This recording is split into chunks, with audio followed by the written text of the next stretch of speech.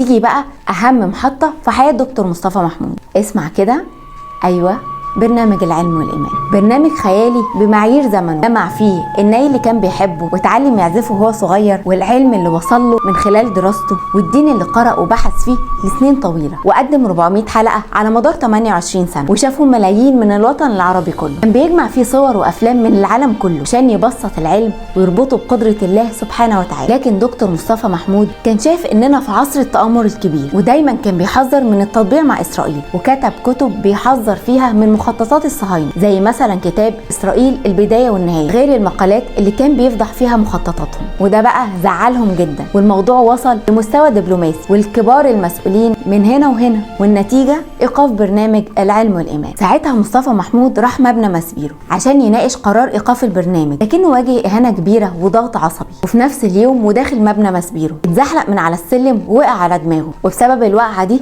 عمل عملية كبيرة في المخ، واتقال إن العملية دي أثرت على إدراكه بشكل كبير، رغم ان دكتور مصطفى محمود وصل لكل حاجة اي حد بيتمناها، فلوس، شهرة، علم، حب الناس، لكنه سأل نفسه سؤال: انا هقابل ربنا بايه؟ بشوية كلام على ورق. وعشان كده في 1979 قرر انه يحول ايمانه لعمل ملموس، فأسس مسجد محمود وجنبه الجمعية الخيرية ومستشفى محمود، وجهزها بأحدث الأجهزة. الجمعية دي شغالة لحد النهاردة، وبتستقبل كل سنة أكتر من 600 ألف حالة محتاجة. بعد كل الصراعات دي انسحب دكتور مصطفى محمود ودخل في عزلة عن الناس، وعاش سنينه الأخيرة لوحده في أوضة فوق سطح الجمعية اللي فيها المرصد اللي بناه. يقضي ساعات طويلة يرصد الكواكب والنجوم ويراقب ملكوت الخالق، يكتب ويقرأ ويصلي كأنه بيراجع نفسه من الأول.